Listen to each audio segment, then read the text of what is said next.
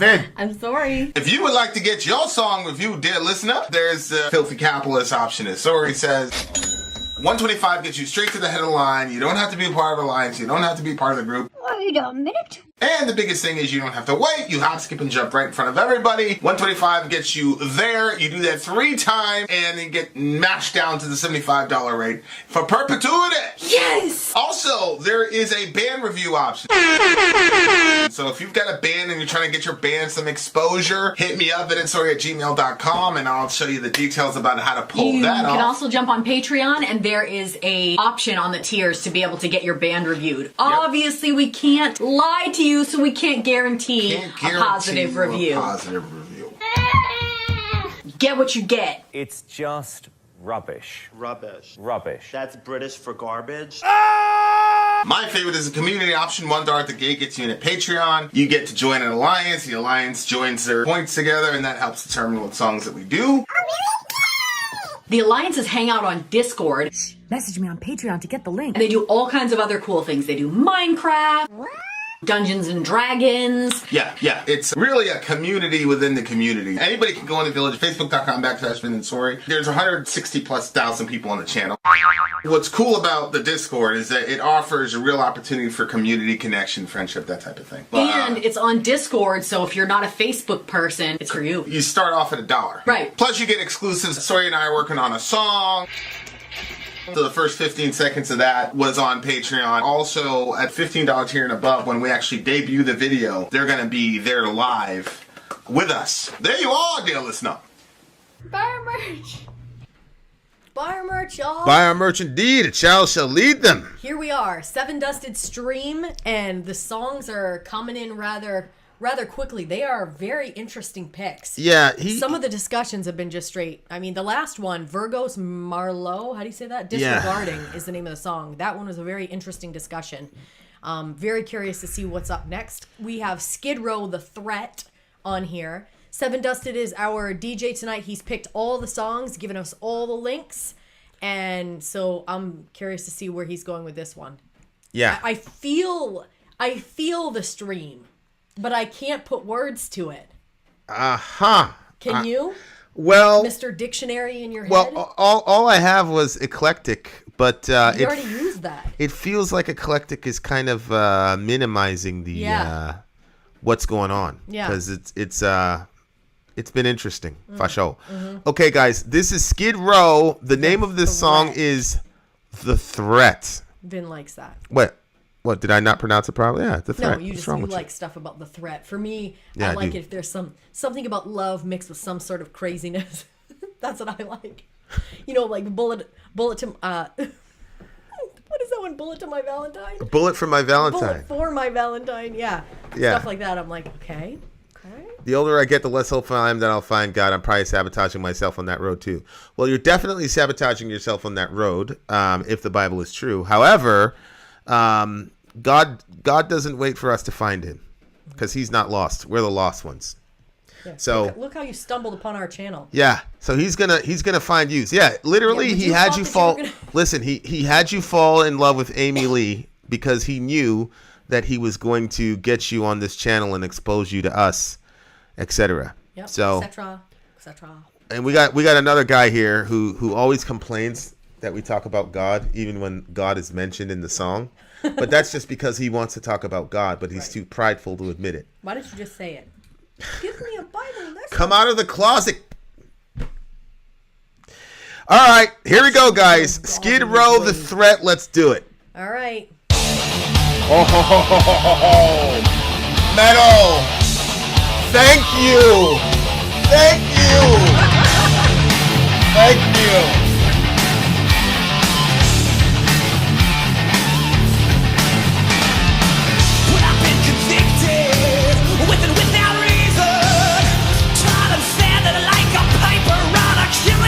Boom, boom. Felt the anger of generations. Yes! And been a target for the cheap shots of authority. So you think you're coming down the sides? Well, there's something you should realize. It's gonna take more than a breaking the law to make me smile, bleeding for the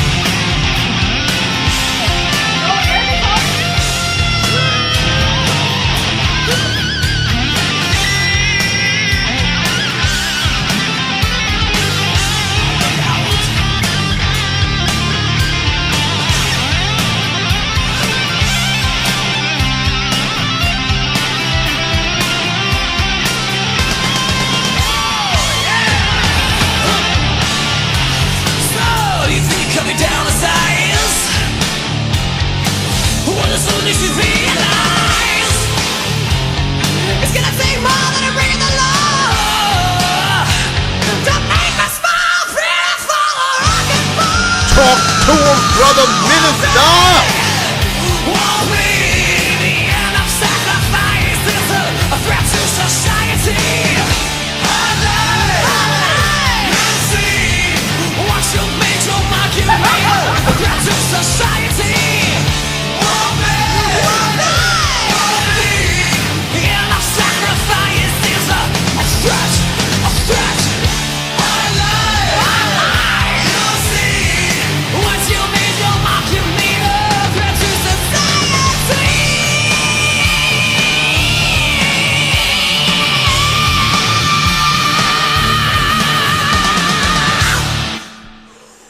Talk to me. That's so good. Well. That's so good. Jambi goes, he goes, thousands of years nobody's seen God, and everybody who claims to see God is crazy.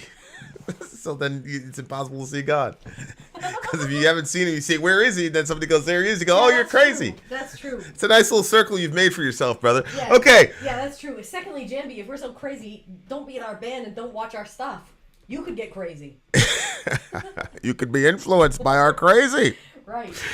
Oh, man, I love this song so much. Damn you, Seven. Why damn him? So difficult to figure out which my favorite song was tonight. It's freaking true. bum. That's true. Hey, Dewey, I haven't forgotten the 7th. You're deploying in the 7th. I haven't forgotten. Oh. Just want you to know that we got our little deal. Don't worry. Can you send an email right now, vinandsori@gmail.com? He's already sent it to me. Oh, you have it? You know exactly I got it. I know exactly what's going down. I know exactly what's going down. I was actually thinking of surprising him yesterday and doing it, but I wanted to stay within an hour so that there'd be some time with the kids.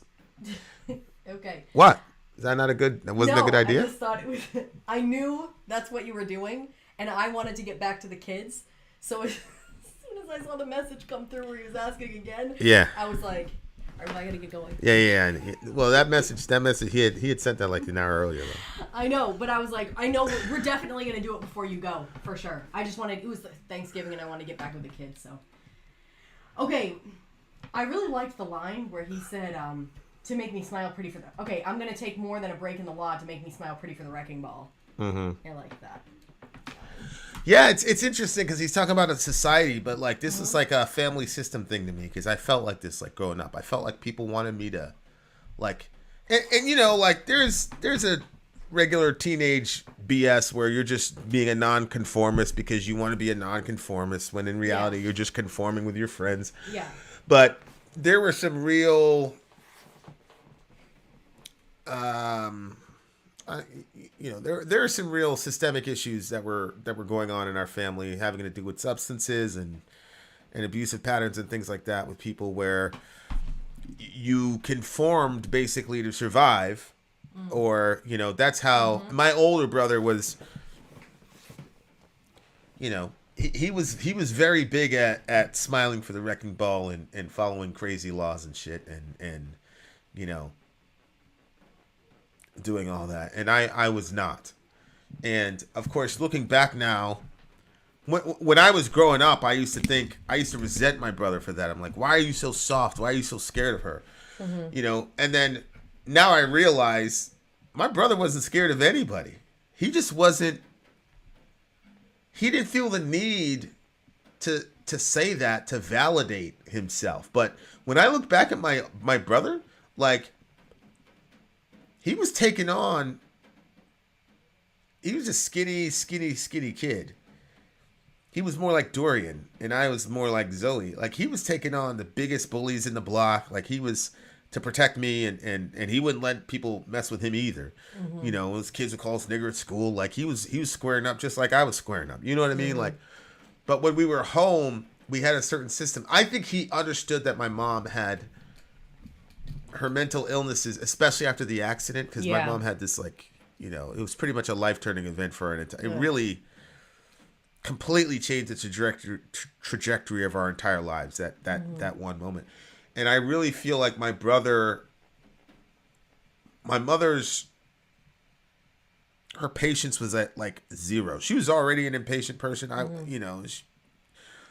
But after the accident, she wasn't able to access her mind like she was able to and it just really, it infuriated her, and she had a massive she had massive head injury, like as if she like ran over an RPG, you know, like she was never the same. And when you're not able to have that recall, so it created this crazy family system to where people started placating my mom because she was already so angry about, you know, whatever. So on the other side, everybody, my stepdad, everybody was placating my mom.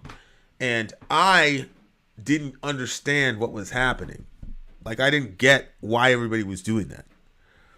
And, you know, we would have had, it would have been really good for us if we would have had a counselor.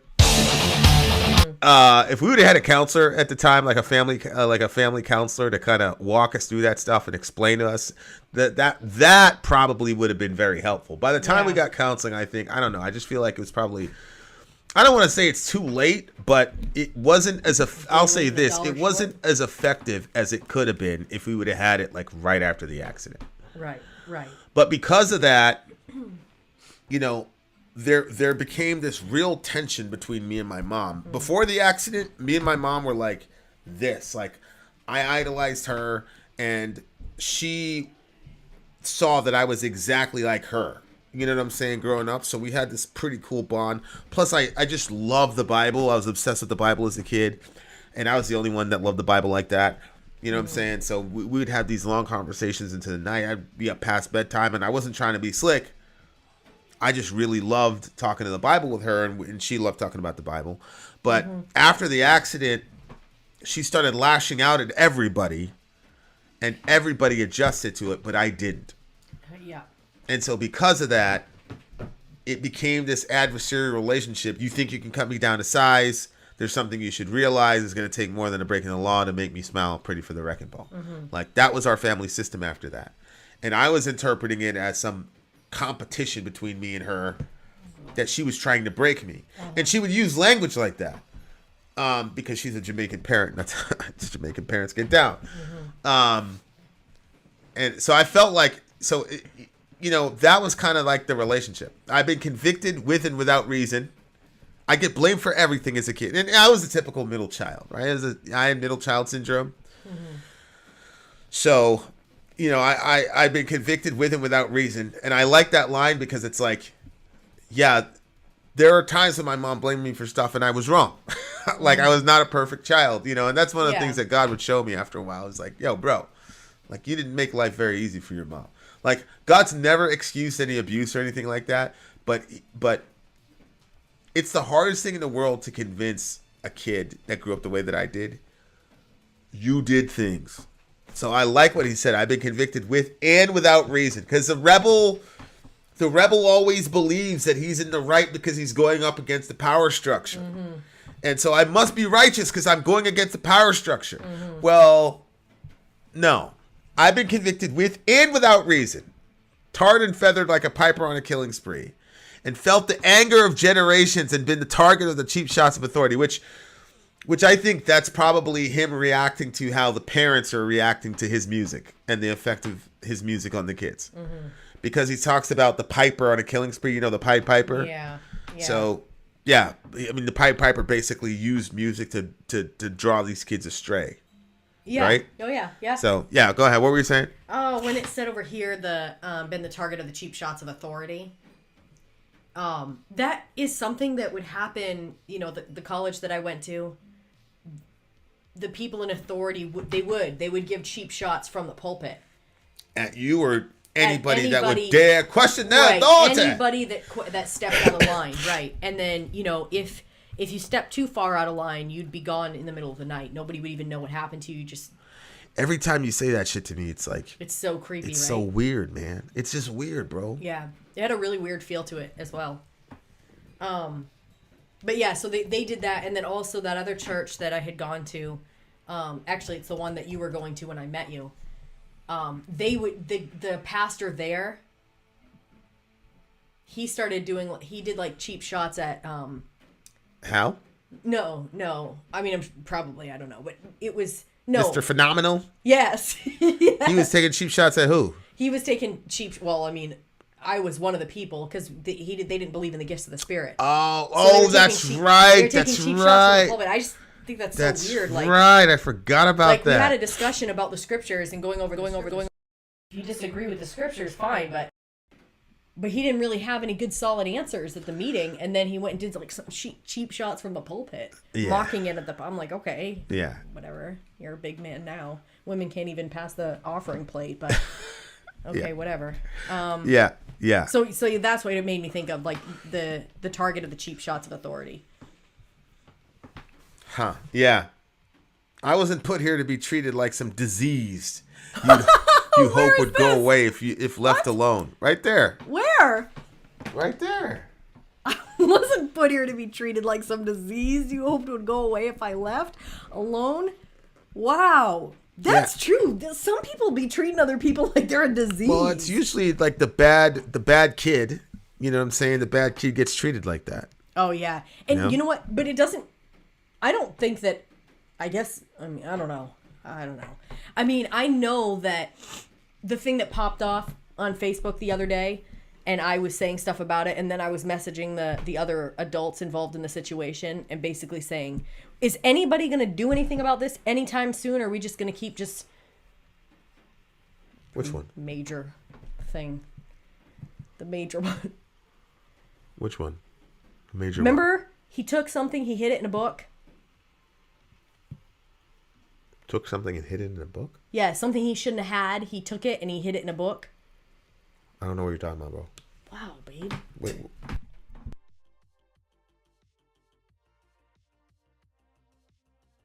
Oh. Yeah, you're apparently still protecting him because...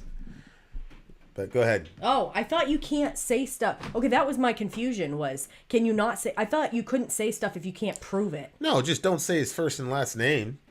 But she has a nasty, sleazy uncle who will never... Pay for his crimes. Well, we have stalkers and people that watch. I just advise... Just don't bring him around us, that's all. That's all I'm saying. So what were you saying now? He's not going to come around us. But whatever. I mean, no, that part, like... but I'll still infect your need to... but I'll still infect your need to use me as a stepping stone. But I'll still infect... Basically, I think he's saying, I know you're going to use me as a stepping stone. And you're going to get infected by me regardless. Because you need me for this. Yeah. And there's a sense in which I feel like... Well, why am I having to stand up and say something about this? And why didn't I say something sooner? What was I doing? Just give me a second. This guy's been annoying me the entire night. Tristan.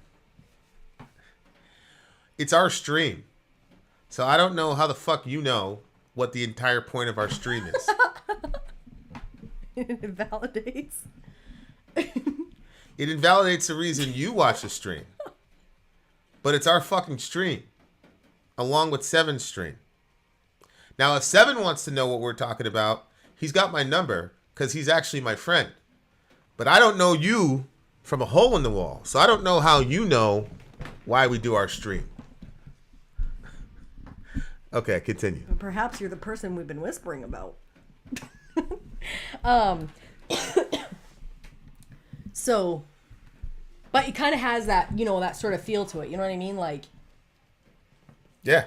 No, but that lady, and I don't think it's very healthy to listen to her for extended periods of time, but she talks about, narcissistic parenting and things like that. And she talks about... kind of Indian woman? Yeah. I mean, she's brilliant. I just don't think that it, what's up, Kills?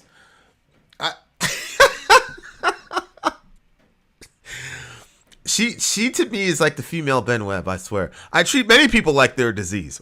Because I better avoid certain kinds of people as they annoy the heck out of me. True.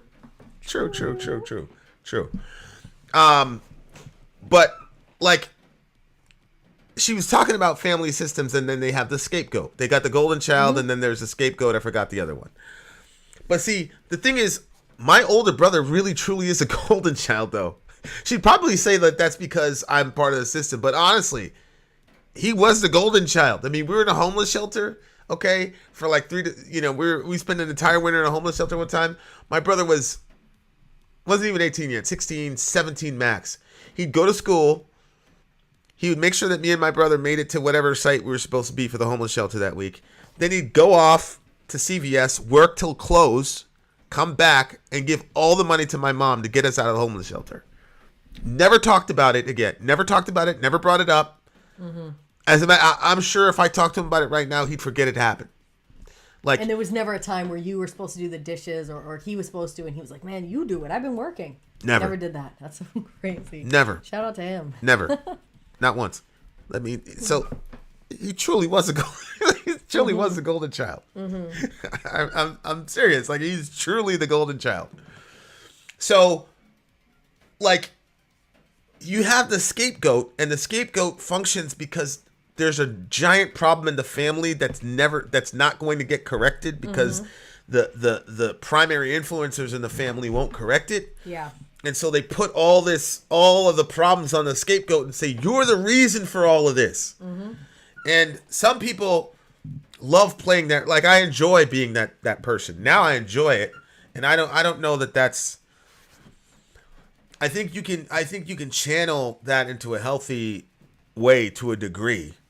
And sometimes I don't know, because, it creates that, oh yeah, I like conflict, yada, yada, yada. I'm not sure if that's like, I think I enjoy it too much, I think.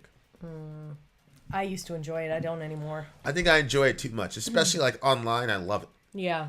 I'm observing. But I think it's a good thing you're like that because you're always involved in some sort of discussion of conflict. Honestly, I don't even know how you can do it. Like, for me, I cannot mentally argue with stupid people over and over and over and over. But I think that you're able to look at the bigger, broader picture and say, not only are you engaging this person, but there's also X, Y, and Z people that are going to see this interaction and they're going to learn something from it. So, but for me, I'm like, I've got that bitch is underneath mine. I want to block him completely. I don't even want to hear from him. I don't even want to see his face. I'm so agitated with him. Which one? He's a racist. He's the also, chunky monkey guy? Yes. Yeah, I said just block him. Yeah, I'm so annoyed with him. People like that, I just block those people. I don't talk to that dude. You've talked to him a lot, babe. Why do you think I'm so frustrated with him? No, this is my actual first interaction with him, and I can't stand him because I've seen so many interactions that you've had with him. Yeah, but how many in the last 3 months have you seen? To be honest with you, I probably have a weird thought about it because I feel like it's almost every week, but that's actually not true. Yeah, I'm just going by how I feel. He's been gone since 3 months ago. Like, once I go, okay, this guy's a completely dishonest actor. Like, I'm out. Yeah. I'm out. But like, so for example, with the vaccination stuff, there's a guy in the village, and I keep forgetting his name. It pisses me off. But there's a guy in the village. He sent me a very well thought out, well reasoned email, and then he had a link to something to listen to. Yeah, that's right. And I listened to it, and it modified my position on vaccinations. Really? So yeah. So that's why Dorian was like, I was like, Dorian, why do you guys need to be vaccinated? If all of you get it, right, and then we're vaccinated, why do you need to be vaccinated? Mm-hmm. That came directly from that guy. So, like, I'm willing to change. People don't believe me, but I'm willing to change my opinion if you come with facts and if you've done the work. But problem is people don't do the work. Mm-hmm. They just have their opinion, and they believe they've been taught that their opinion is just as important as everybody else's. Mm-hmm. And that's so. After a while, you go back and forth, and you fuck that guy. But like, when you're the scapegoat and you become the locus of, like, that's why I think like a guy like Ben Webb, for example, right? Like, I can tell that he's been scapegoated his entire life. So then a guy like that, who's scapegoated his entire life, he's gonna say, okay, I'm gonna play that role on 58,000, and that's Ben. And a lot of people can't see through that stuff. Mm-hmm. But I see myself in that. And it's like, okay, so how much of it is just harnessing that and using it for good? Yeah. Yeah. You know what I'm saying? Yeah. So, yeah, it's this song is also a really good song. I really enjoyed it, and it's a really, really close to home type of thing, and I respect the hell out of it. So, what do you get the song? 9.9 on this one for me. 9.9, you said? Yeah. Shit. Man, I love that riff, man. This is like, somebody said, this is not metal, it's rock. Yeah, I got to give this one a 9.95 as well. Damn it. It was such a good song. 9.95. There you are. Like you had to outdo me by 0.5, you bitch. I'm gonna go with 9.9.5. 9.95. Yeah, that was a lot more than mine. Actually, I'm gonna go 9. Wait, what did you say for a score? You said 9.95. I didn't say 9.995. Oh, okay. So strike that from the record. You didn't one up me. You're beneath me. Carry on. All right. You want to end that? Yeah. Vin out. Sori out. Gone.